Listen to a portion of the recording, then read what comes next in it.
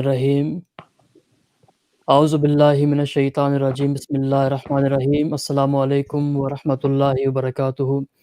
We begin the program with the recitation from the Holy Quran, and if I can request Ghalib Khan Sahib to recite a portion from the Holy Quran with its English translation. Assalamu alaikum warahmatullahi wabarakatuh.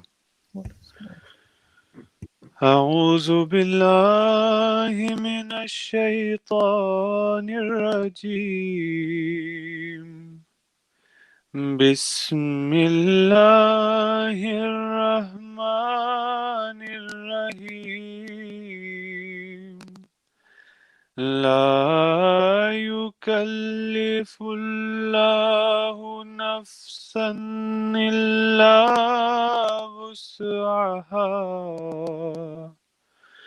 لها ما كسبت وعليها ما اكتسبت ربنا لا تؤاخذنا إن نسينا أو أخطأنا ربنا ولا تحمل علينا إصرا كما حملته على الذين من قبلنا ربنا ولا تحملنا ما لا طاقة لنا به واعف عنا واغفر لنا وارحمنا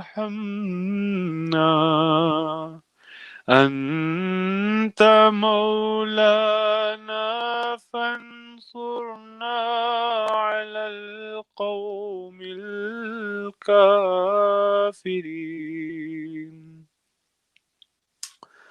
The verse recited before you is from Surah Al-Baqarah, chapter 2, verse 287, and the translation is as follows. In the name of Allah, the Gracious, the Merciful. Allah burdens not any soul beyond its capacity. It shall have the reward it earns, and it shall get the punishment it incurs. Our Lord, do not punish us if we forget or fall into error. And our Lord, lay not on us a responsibility as thou didst lay upon those before us. Our Lord, burden us not with what we have not the strength to bear, and efface our sins, and grant us forgiveness, and have mercy on us. Thou art our Master, so help us against the disbelieving people. Jazakallah. Jazakumullah asal jaza. By the grace of Allah, we have a very interesting program for you today, and a very important program as well. And this program is to learn about the journey of an individual who, upon finding Ahmadiyyat, not only accepted the message of the promised Messiah, والسلام, but he also devoted his life for the cause. Inshallah, in today's program, we will be speaking about the late Maulana Bashir Ahmad Orchard Sahib, who was the first English missionary of the Jama'at. And to discuss and to learn about the life of the late Maulana Bashir Ahmad Orchard Sahib, I have joining me his son Nisar Orchard Sahib, who is a very familiar and a well-known personality within the Jama'at, and he is currently serving as the National Secretary Tarbiyyat of the UK Jama'at. Assalamu alaikum wa rahmatullahi wa barakatuhu, Nisar Sahib. Wa alaikum salam, Rashid Sahib, and the members of the Northwest region. A very, very warm assalamu alaikum to you all. So I remember, Nisar Sahib, I was speaking to you over the phone about how we will discuss and learn more about the personality, the great personality your father was. And I really thought that the Jamaat will really benefit from learning about your late father.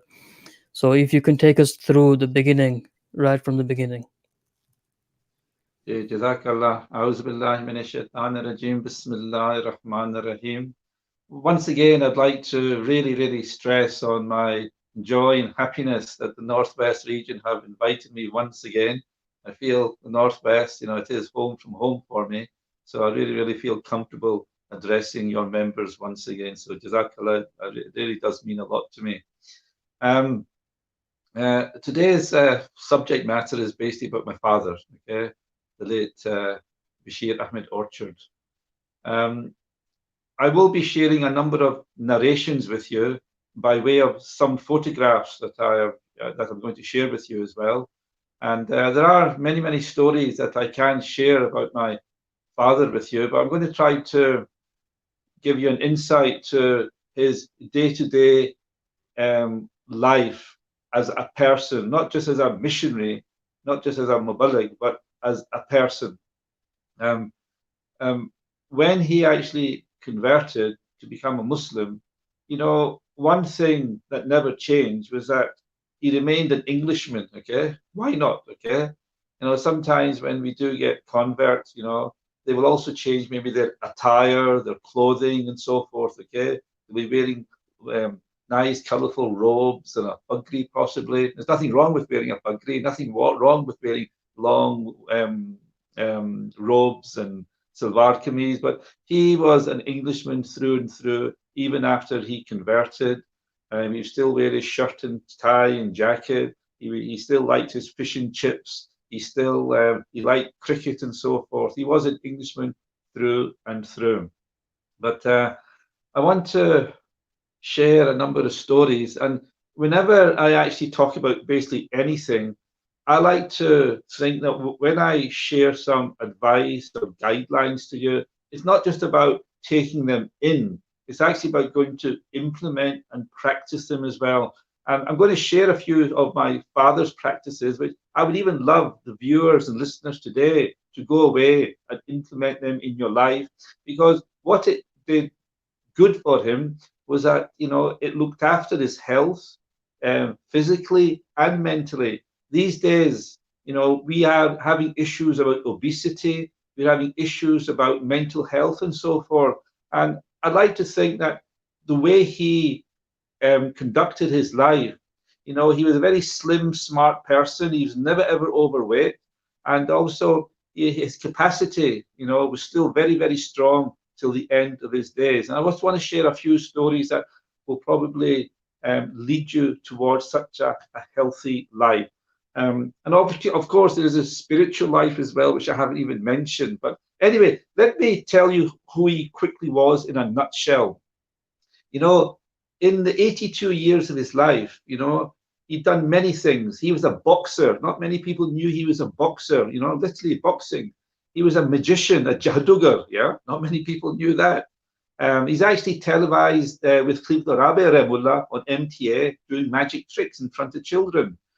He was an athlete. He was a sportsman. He loved his marathon walks, even in the twilight years when he was in his early 80s. He loved writing letters to the youth especially. He had many, many pen pals. He kept in touch with people. He was a great reader of many, many wholesome, moral guideline books.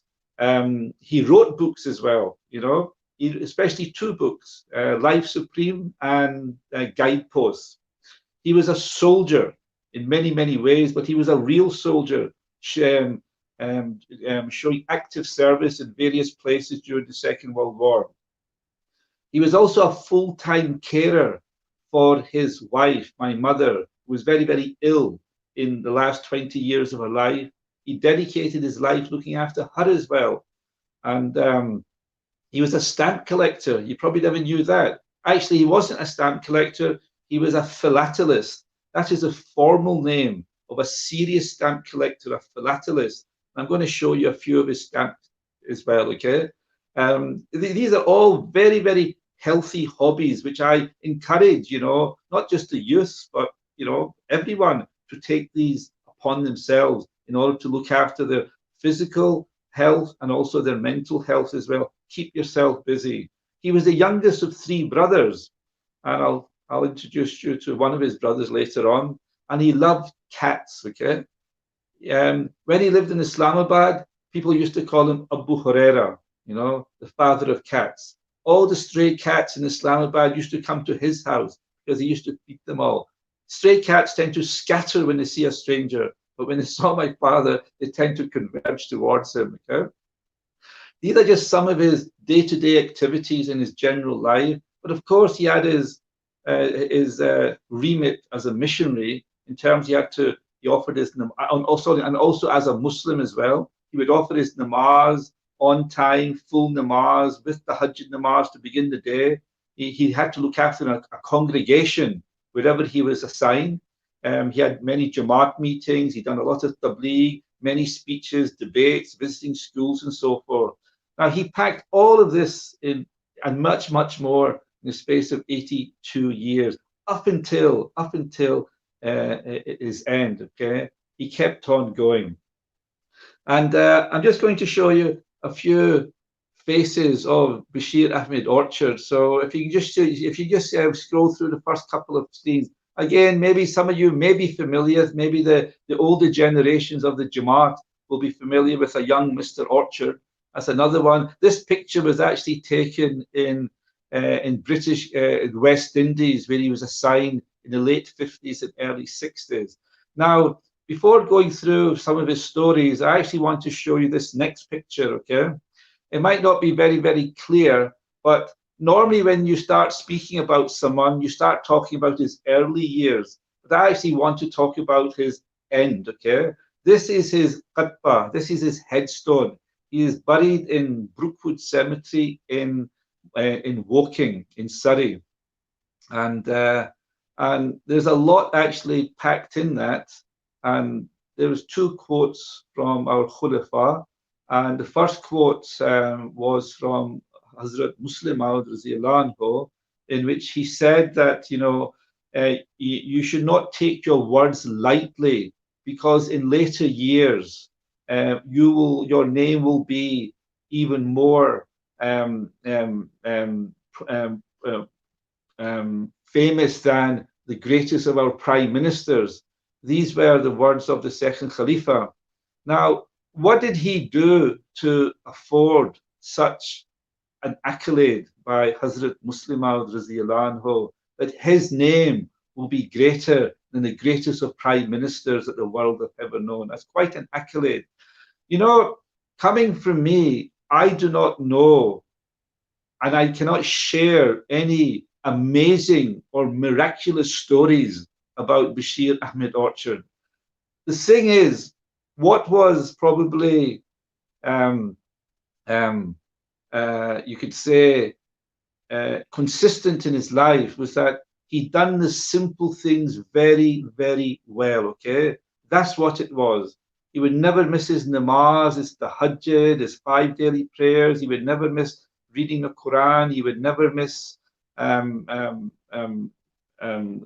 fasting and so forth, and all the other things about the levels of taqwa and akhlaq and all that. That was his objective in life. Nothing miraculous. He just done the simple things very, very well. And that was to be found on his headstone, okay? And that's how he's going to be recognized in years to come. But again, there's one other thing mentioned in the headstone, which someone at that time told me to make sure you mention it. And in the bottom right-hand corner, it's his rate of wasiyat, okay? His financial commitment. Now, Murabbiyans, from my knowledge, they don't get paid very much, okay? I mean, with all due respect, okay, everything's relative, okay? And from his, let's say, monthly salary, well, at the time of his conversion, back in straight after the Second World War, the second Khalifa, he actually set his wasiyat rate at 1/3. Normally it's at 1/10, but immediately his wasiyat rate is at 1/3. So basically, every £100 he earned, he had to give £30 to the wasiyat. Think about it, yeah? £30 he gave away. And I was told, make sure you mention that on his headstone. And from the £100 he had left as a Murabbi salary, he would have to feed 5 hungry kids, and I was one of them. Okay, yeah, and whatever money he had left, he still managed to save money. He wasn't conjuice, he wasn't stingy. He was very thrifty and economical with his money. His chandas are up to date. It was at 1/3. He had 5 kids, and he still managed to save money. And hey, we didn't do too bad out of it. Alhamdulillah, we have been rewarded with his consistency and with his commitment and with his sacrifices. So again, if you were to go down to Brookwood Cemetery, his headstone kind of tells a summarized story of his life. And also, Cliff the Rabbi Ramullah, he also mentioned that he was a soldier. He definitely was a soldier in many ways and a stalwart of the Jama'at Ahmadiyya. Okay, now that is the end. Let's go back to the beginning now, where life is supposed to start. So if I show you the next picture now, okay, there he was. He was the youngest of 3 brothers. That's him in the middle. Before he was Bashir Ahmed Orchard, he was James Bryan Orchard. That was his Christian name, James Bryan Orchard. And on the left of this picture is in my Sabse Bharat Dayajan, in my eldest Daya, my eldest uncle. His name was Kenneth. Sadly, he passed away in the Second World War. He was in the Navy at a very, very young age. A German U-boat hit his ship and they all went down. So I never actually got to know him at all. The brother on the right, his name is Leslie. Now, Uncle Leslie, my other Dayajan, he actually have a very, very similar journey to my father, which I'll share with you very, very soon. So again, that's my father's family. He was the youngest of 3 brothers, and that's where it all began. Now, obviously, when he grew up, he was born in Torquay in the south of England, and he went to school there. He came from a background of a Church of England Presbyterian family, very, very religious, very, very God-fearing family. So he already had the fear of God in him. Then he went to Bristol to do schooling there. And then at the young age of, his late teens, he joined the army on the outbreak of the Second World War. Now, just to quickly fast forward, the active service, if you just show the next picture, okay? Now, this next picture will show a young man at Dunkirk, okay? You've probably heard of the name Dunkirk. It's also a Hollywood blockbuster film. But you know what? Bashir Ahmed Orchard, he was actually there. Not in a Hollywood film, okay? But actually there in France. Dunkirk is a city in northern France. And it is actually the biggest evacuation of British troops that ever took place. Hundreds of thousands of British soldiers had to run for their lives from the German onslaught. The German army had actually cornered the British army in one corner in Dunkirk, next to the English Channel. They had nowhere to go. They literally had to run and swim for their lives. All the flotilla of boats came from the south coast of England to collect all of them as quickly as possible. And my father, he was actually one of them. He literally had to run and for his life. And alhamdulillah, he was one of the survivors. Many, many survived from that evacuation, and he was one to tell his story. Again, if you just go back to that picture, this picture actually has a story to it. No, the previous one, okay? The previous one about Dunkirk, okay? Next one. That one. Now, you probably can't zoom in right now, but the story behind this is actually a picture of a book cover, Gentlemen of Dunkirk. And what's so significant about this, as I said, my father, he loved reading, okay? He had a lovely collection of books. And he walked into a bookshop once, while he was in his 50s and 60s with his prominent white beard. And the shop owner or the bookseller, he actually recognized my father from this picture. And even though my father had his white beard, I know it's like too good to be true. I'm making up this story, but this is how it was told to me, okay, by my father. That the person recognized my father, was well into his 50s and 60s or so forth, had his full white beard, and he said to him, I recognize you in this picture. And he pointed my father out when he was a young man in his early 20s. Again, let me point out who my father is to you in that picture. Now, where it says my last, right above the word last is a picture. That is my father. and that bookseller actually recognized my father. And since this day, we've kept this book cover and we have framed it. It was quite amazing how this person recognized my father. But anyway, But the journey of my father, you know, in war started at Dunkirk. When he did see action, he survived Dunkirk. He ran for his life, and he came back to England, to Aldershot. Aldershot is the home of the army. Well, if he thought things were going to get any better, no, actually, after Dunkirk and Aldershot, he was then reassigned and commissioned to India to fight the Japanese this time. By this time, the Japanese had actually entered the war, and he was fighting against the Japanese in the Indian British Regiment on the Burma front. Now, it was there where he was introduced to Ahmadiyyat. But if you just see the next picture now, okay? The next picture, there he is. He is sitting down in his army uniform next to a British Indian soldier. And as I said, he saw a lot of action in Burma. Now, I don't know whether they made a film about that or not, but nonetheless, this is where the introduction to one Rahman Delvi Sahib, he actually introduced my father to Ahmadiyyat by way of giving him the philosophy of the teachings of Islam to read.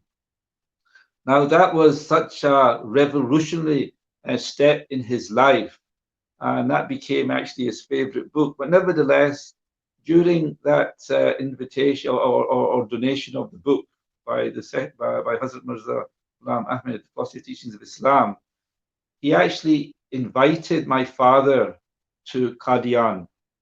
And my father accepted the invitation. He said that on the next cessation or break of war, he will visit Qadian. Now, come near the time of the break, Abdul Rahman Delvi Sahib, he reminded my father of his promise to visit Qadian. But a soldier who is tired, fighting, in the war, he wanted to literally have a break. And to travel all the way to Qadian, he changed his mind. He said, I'm sorry, I can't go now, okay? He wanted to take a break with his army colleagues and go and enjoy themselves socially, okay? But he saw the disappointment and sadness on his face because he had changed his mind. And on seeing the sadness of his face, he again changed his mind. He said, okay, I'm sorry, I did promise you I will go to Qadian. He had 2 weeks break. And on that break, it took him about 5 or 6 days, one way, just to travel to Qadian. What for? What was Qadian to him? It was nothing. He didn't even hear the word Qadian before. But on the promise, he said he will visit Qadian. So it took about 5 days from the Burma front to travel all the way to Qadian. When he arrived in Qadian, 2 prominent members of the Jama'at he met. The first one was Rabbi Sahib, maybe you might help me here. Is Mufti Sadiq Sahib, I think. Yeah, Mufti Sadiq Sahib. He was the first missionary of America. Yeah, Mufti Muhammad Sadiq. Yeah, Mufti Muhammad Sadiq Sahib. Okay, he was the first person he met. Then after that, he met the second Khalifa. Now, the short meeting he had with the second Khalifa, as the expression says, a first impression is a lasting impression, and it was certainly that. It wasn't as if my father read many, many books to convince him of the truth in Ahmadiyyat. It was just that meeting with the second Khalifa. He told me that he saw a nur, a light coming from his face, and that was more or less all that was enough to convince him of the truth of the person of the second Khalifa and the beliefs and truths of Ahmadiyyat. Anyway, he had to return to the Burma front because the war was still going on and his break was coming to an end. It took another 5 days to return to the Burma front. But on his return, in his bag, he had bottles of whiskey in his bag, he had alcohol. And then when he arrived at the station to return to the Burma front, there were many other British soldiers were there. He'd go into a smoky kind of bar. They were just laughing and joking and dancing. And he had just come from the pristine, wholesome environment of Qadian straight into a pub-like environment. And that gave him a choice. It gave him a choice. What do I want to do for the rest of my life? Do I want to go back drinking alcohol, and enjoying and socializing my life the way I see my soldier colleagues doing so? Or do I want to continue that brief taste of purity and wholesomeness that he just tasted in Qadian? Well, the answer was quite easy. He opened up that bag he had, he took out the bottles of whiskey and he just threw them away and smashed them. And there and then he decided what he wanted to do after the war. He couldn't do anything. He still had to, he couldn't desert. He couldn't be a deserter. He still had to return to Burma. He'd done his active service. Once the war finished in 1945, he came back to Britain. Then as soon as he was decommissioned, he went straight back to Qadian. He went straight back to Qadian and he worked his life. He gave his life to the Jama'at at the tender age of 26 years old. Yes, Rabbi sir? Sorry, quick question. When your father went to Qadian for the first time, was there any conversation that took place between him and Hazrat Muslim Maud, which he told you? No, you know, again,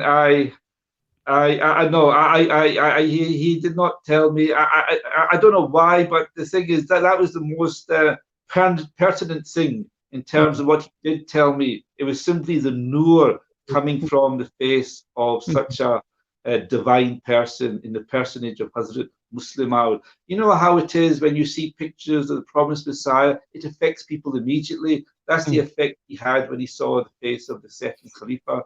But I do not have any other story. There is other letters written to him by the second Khalifa, which unfortunately I can't share with you. They're not at hand right now. Inshallah, maybe another time. Okay.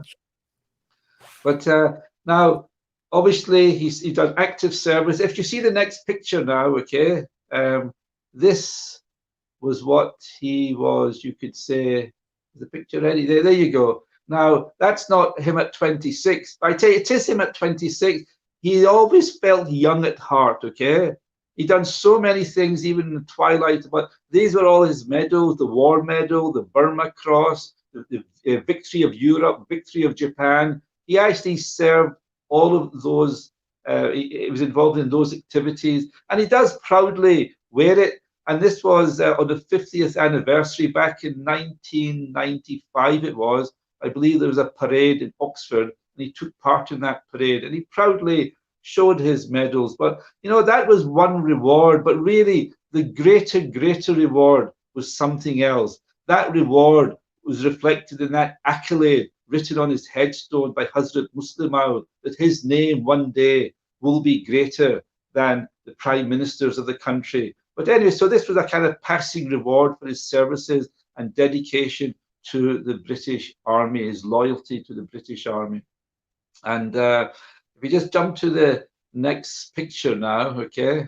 Now this is where his real journey continued, okay, yeah?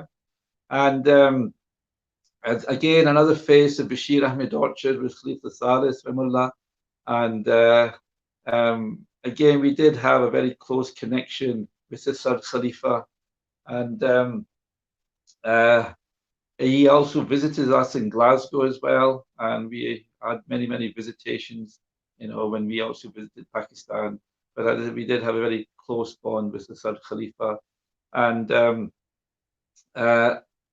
now I want to just show you a slight comparison between my father and his brother Leslie, okay? Now, again, they came from Church of England, Presbyterian, Protestant family, very God-fearing. My father, he converted from Christianity to Islam, Ahmadiyyat. And my Dayajan, Leslie, he also converted from Christianity. He became a Catholic priest. Can you imagine that? Literally, they went like that. One became a Muslim missionary wearing a topi, and the other became a Catholic priest wearing a white collar. And I'm going to show you this next picture. You know, Catholicism and Ahmadiyyat is very similar. You know, we have a Khalifa, a leader, an Imam. They too have something very similar. They have a Pope, just like how we revere our beloved Hazur. Catholics revere their Pope, and you can see him reaching out his hand. He wanted to touch Hazur just like we want to touch. So he wanted to touch the Pope just like how we wanted to shake Hazur's hand, to kiss Hazur's hand. He is actually to the left of the lady wearing the yellow jumper. That is my uncle, my father's elder brother. And he also changed his name as well. Just like my father changed his name from James to Brian, he changed his name from Leslie to Paul. Paul is a very, very common Catholic name, just like Muhammad and Ahmed are very, very common Muslim names. Okay, so again, my father and my brother had very, very similar lives. Even maybe they might be polarized lives, but very, very similar. And my uncle had the exact same objective that my father had. That was to improve his moral and spiritual life. He wasn't, let's say, cut off from the family, my father, when he became a Muslim. He still had his aunties and his cousins, his English cousins. We still met. And I'm sure my uncle and my father, they probably had their debates and arguments, who is right, who is wrong, and so forth. But we kept a close relationship with him. And he would come to Glasgow. We were in Glasgow. We would have dinner. My mother would make him salad and roti and aloo ke parathe and all these things to my uncle. Okay, so as I said, we maintain a good, healthy relationship. Sadly, my uncle, who was assigned to his parish in Wolverhampton back in the 90s, he did have a sad ending, though, in that he in his parish, in his chapel, he actually looked after a down and out. He sheltered him. He took him in and he cared for him, gave him some shelter. But unfortunately, that particular person took advantage, and he actually, sadly to say, murdered my uncle, in his own parish. Okay, it was a very, very sad ending. But even till the end, my uncle was reaching out to people, helping them. But unfortunately, he came to this tragic end, which is very, very poor. I remember we all went to the Janazah in Wolverhampton and so forth. I took my father along with me, and we done dua and so forth at his grave. We just jump to the next picture. Okay, let's see what we have. Okay. What's the next picture? Okay. Now, I said that he was a stamp collector. I'm really, really serious about this next point, because, you may think that stamp collecting is a hobby, but this is a very, very healthy hobby, which I encourage, the youth of the Jama'at. I even encourage the youth of the Jama'at to contact me after, because my father, he has millions and millions of stamps. And I want to share, and I want to educate people in the Jama'at to take on this healthy hobby. Rather than being on your mobile phones and you're looking at videos all day. This particular hobby is educational, it's interesting, and it does take up a bit of time, but it keeps you out of trouble. Okay, it's very, very educational. And while my father was in the West Indies, in British Guyana, Antigua, Trinidad, that was where one of his assignments were in the late 50s and early 60s. He amassed so many stamps, so many first day covers, so many letters. And here, this one is a picture of Winston Churchill. If you just scroll through one or two, you will see just a part of his collection. Now, if you stop there you go. Trinidad, that's where he was assigned as a Murabbi in Trinidad, way back in 1957. At that time, probably just a handful of members were in Trinidad. But now, I was told by my eldest sister, last year, she actually visited Trinidad, the land of her birth. My sister, she is the mother of Morta Bacha. Remember Morta Bacha? Yeah? Her, okay? She actually visited Trinidad last year to actually attend a Jalsa in Trinidad. Imagine a Jalsa in Trinidad, okay? Back then in the 50s, probably just a handful of Ahmadis, and now they're having Jalsas, which are televised by MTA. Now, again, that is the progress of the Jama'at. The Murabbis who went there were just, we planted the seeds for the fruition to see the benefits that we are actually experiencing now. They have their own mosque in Trinidad as well. You just jump on to the next picture. Just a few more stamps to show you. Okay, there's another first day cover. It says New Amsterdam. Now this stamp. This stamp I want to show you. And if you look closely at it, I don't know if you can zoom in slightly, look at it. It says the Ahmadiyya centenary year. Okay, Guyana, the country of Guyana, which was the land of my birth. Actually, that's where I was born, in Guyana, or British Guyana, in Georgetown. There, that's celebrated and recognized the centenary of the Ahmadiyya Jama'at. And my father, being a philatelist, a very, very serious stamp collector, while he was living in Islamabad, he got one of his colleagues, his contacts in Guyana, to send him these stamps on an envelope and cancelled and stamped out. Now think about it. I believe you had Ahmed Salam on your program very recently to talk about his father. How is he recognized in Pakistan? No way would we ever have these things recognized in Pakistan, the centenary of the Jamaat. But other countries actually recognize. This is one of my favorite collections, actually. If you jump to the next screen, if you jump there you go. If you just zoom in on the address there, okay? Again, his contact in Trinidad and Guyana sent him these stamped covers. And if you look closely at the actual address, at that time, my father, he was actually the editor of the Review of Religions. And he used to live in Islamabad, Sheep Hatch Lane. This was back in obviously in 1989, which was the centenary of the Jamaat. And he had this special cancellation envelope sent to him from Guyana to London, to Islamabad. Now you see, another way he used to do tabligh was, as I said, he loved stamps, he collected stamps, he used to sell stamps as well to make a bit of extra pocket money. And he used to have a stall in one of our famous markets in Glasgow called Barrowland.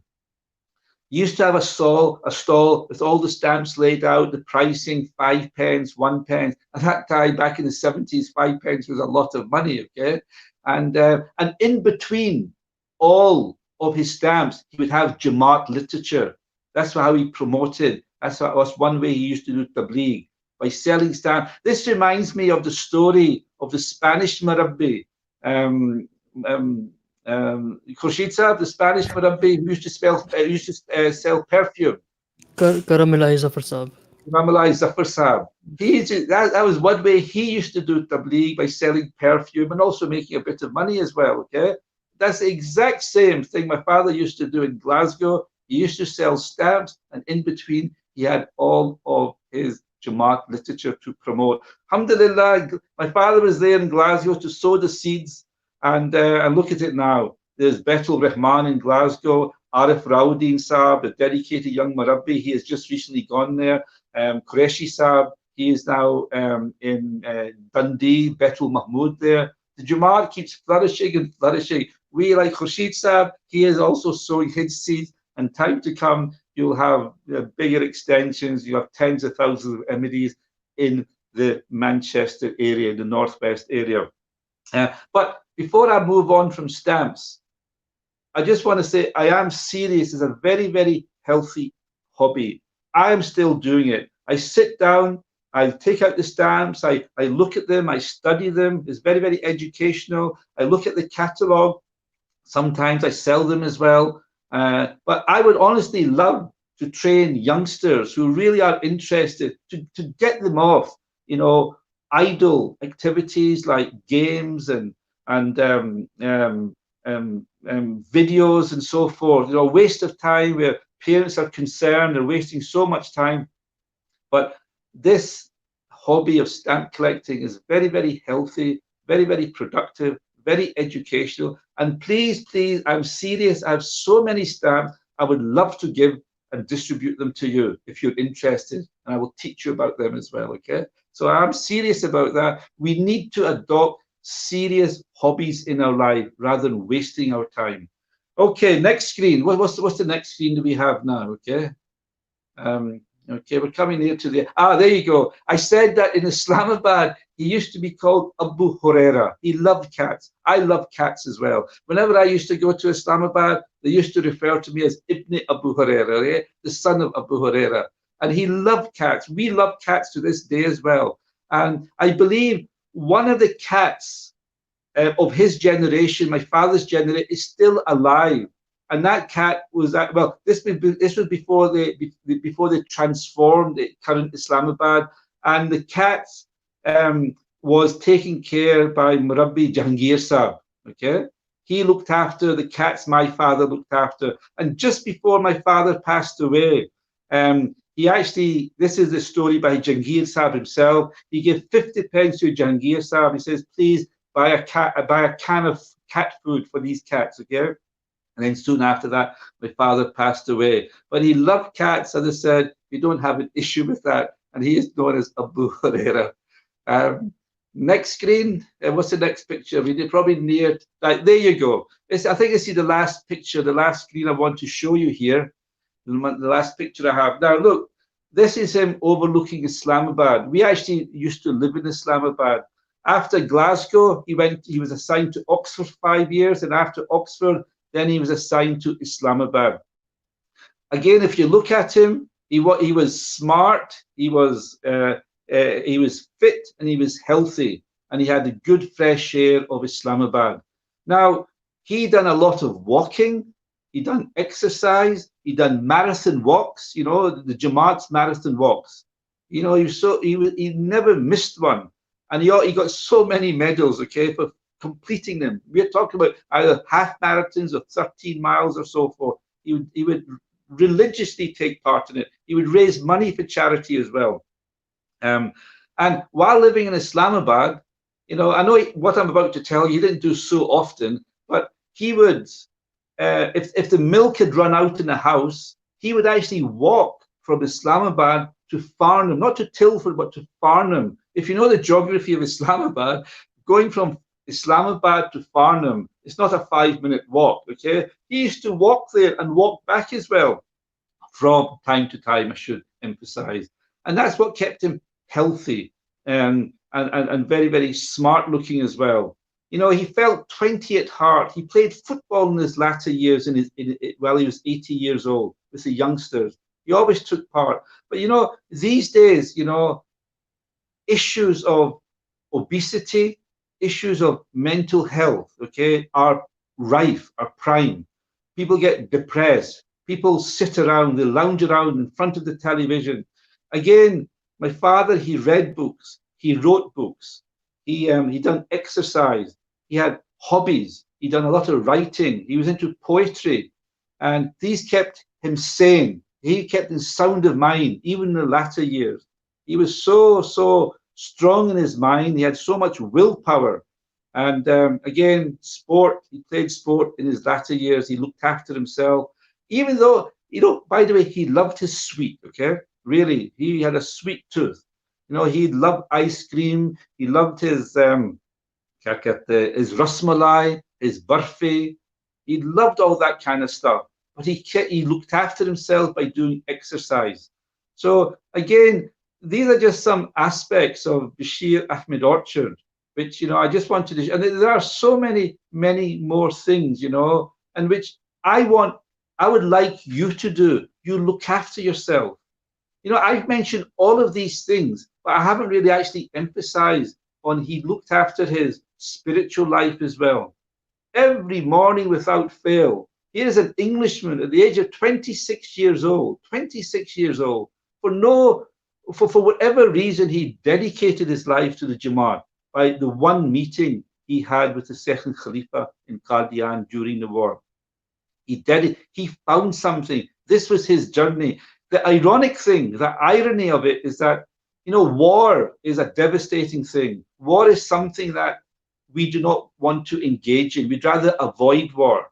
But if it wasn't for war, my father wouldn't be what he became, and I wouldn't be sitting here sharing this story with you. So that was, let's say, one of the, products of war, that my father actually, his journey from England, from Torquay to Aldershot to Dunkirk, and then to the Burma front in Qadian. That wouldn't have taken place if it wasn't for the war. But nevertheless, I like to think that, inshallah, the benefits outweigh the actual,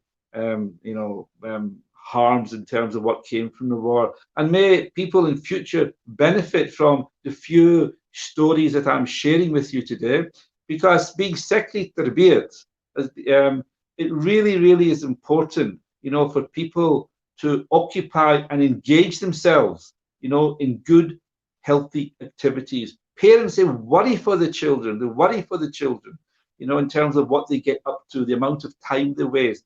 But seriously, I already mentioned a number of things to you.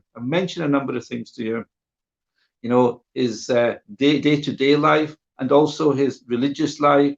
He would never miss namaz. He would guide people. And one thing he done, he wrote to a lot of youngsters. He had many, many pen pals. He would keep in touch with them. His friends were not of his peer group. His friends were 60 years difference in age to him, okay? Many, many friends actually who were in their 20s to 25, they became his friend. And there was one boy, okay, who became my father's legs, okay? He took him to Hajj. My father's also a Haji as well, okay? And this young boy who he befriended through letter writing, he actually took him to Hajj, and my father actually performed the Hajj before he passed away. So again, these are so many healthy activities my father engaged in, which I encourage you, okay, to take it upon, have a look at yourself, have a self-analysis of yourself. You are a Padeshi Ahmadi. My father wasn't. What did he find? It was a journey of morality and spirituality. Whether he found it, who knows? Only Allah knows. But his objective was that was written out in the Philosophy of Teachings of Islam, which was his favorite book, so much so he read it without any exaggeration more than 50 times. The Philosophy of Teachings of Islam is not an easy read, but it's a very, very important book. And he actually wrote his own book, Life Supreme, Azim Zindagi. And I feel that book is actually a summary of the philosophy of the teachings of Islam. And of course, the source of the philosophy of teachings of Islam is actually the Holy Quran in itself. So I'd like to think that Life Supreme and Guideposts, this is his other book he wrote. Guideposts, okay? It's all about morality and spirituality. And in Urdu, I believe it's called Guldasta Khiyal, okay? And this is the other book he wrote. And basically, the source of these books he wrote was the Holy Quran. So again, I encourage you to read these books. It's not a difficult read. It's in lay English. And I now my final words. I'm going to reach out to you. This is not me plugging my father. There's so many mentors out there. There's so many role models. But because I've been given this platform to talk about Bashir Ahmed Orchard, I would say there are some interesting, healthy activities he took part in his life, and I would like you to do so, and I would like to help you to do so, especially the youngsters. If parents, fathers and mothers are worried for their children, get them to contact me. This is why we are here, Department of Tarbiyyat, in order to guide and to assist people, okay? And yes, seriously, I regret not getting to know my father better when he was alive. We take our fathers for granted. I'm telling you now, don't. Form a strong relationship with your father. And fathers also, you also have a responsibility. My father, the reason why I love my football, I'm mad about football. I really am, okay? I support the Glasgow Rangers from Glasgow, okay, yeah? And because he used to take me to the big matches. If you don't, I know, have I still got time, Rabbi Sab? Yeah, you have plenty of time, Nisar. Okay. That's fine. There's this, I love my football. He loved his football. He used to take me to all the big matches, any match with Glasgow Rangers, okay? I remember I used to walk along with him. I used to hold his arm, okay? And I'm going to admit now, I'm a bit kind of ashamed to say this, but I'll say it anyway, right? He was very pronounced in his stature. He had a very, very pronounced white beard, and he would wear his topi. And he'd wear his topi to matches as well. Here he's in amongst all this rowdy crowd, swearing and abusing and shouting. He would still go because he loved this football. Okay, I was a bit embarrassed. I would say, Dad, do you not take your hat off, please? Okay, yeah. But no, he was very consistent in his life. He was what he was.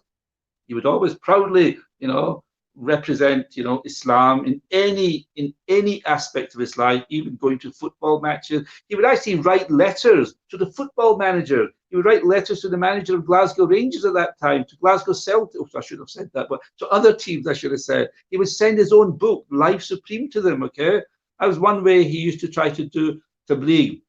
Again, I wish I'd spent more time with my father, not just to gain the interest in football and stamp collecting. Realistically, spiritually and morally, if I was 1% of my father, I would be very, very happy. And I wish I had taken it more seriously while he was alive and not while he has passed on now. So again, I'm encouraging all the youth, okay? Please, I'm including mothers here as well, okay? Parents in general. You should have a good relationship while your parents are alive, okay? And parents have a good relationship, give quality time to your children and participate in good, healthy activities, because it is a preventative measure for obesity and for mental health these days. These are two things that have come to the fore. But there are remedies, okay? Let's not go for clinical and medical remedies, okay? There are things out there that you can do, okay? Healthy activities in order to make sure that you are physically and mentally healthy. And I like to think that my father, he actually reflected that because of the amount of activities he took with. He was a magician, he was a boxer, he was a marathon walker, he was a writer, he read books, he done poetry and many, many other things, okay? So please, finally, I know I'm repeating myself, I encourage everyone to participate in healthy, wholesome activities in order to better yourself in many, many ways.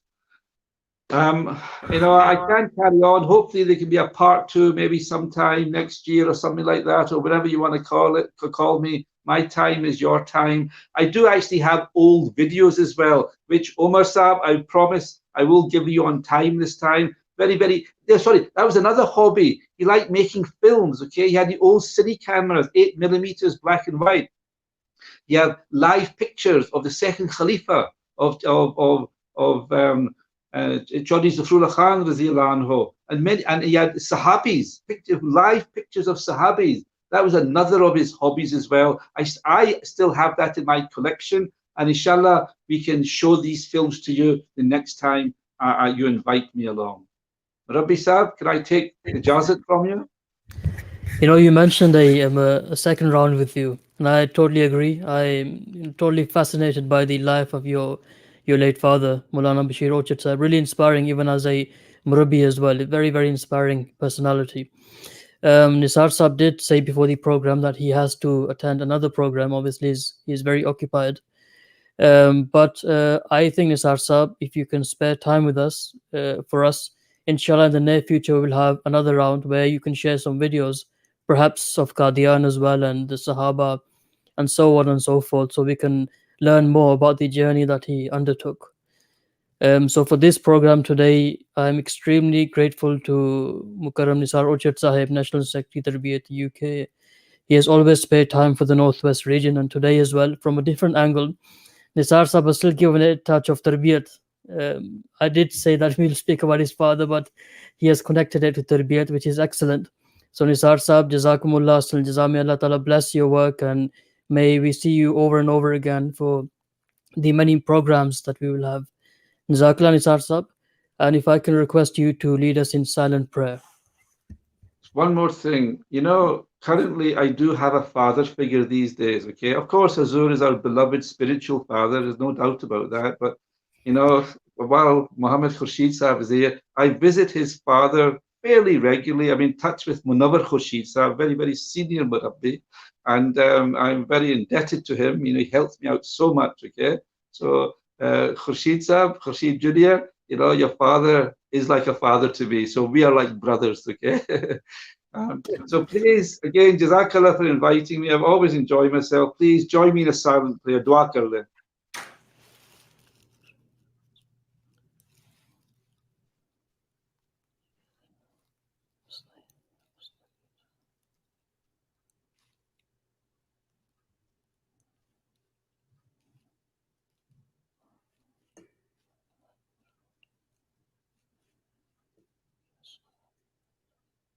Ameen.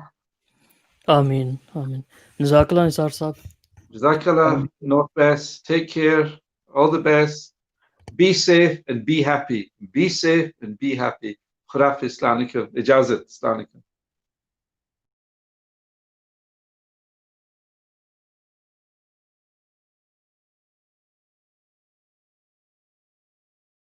खलीफा के हम हैं, खलीफा हमारा, वो दिल है हमारा, आका हमारा, हमारा हमारा, खलीफा हमारा, वो दिल है हमारा, आका हमारा, वो दिल है हमारा, आका हमारा।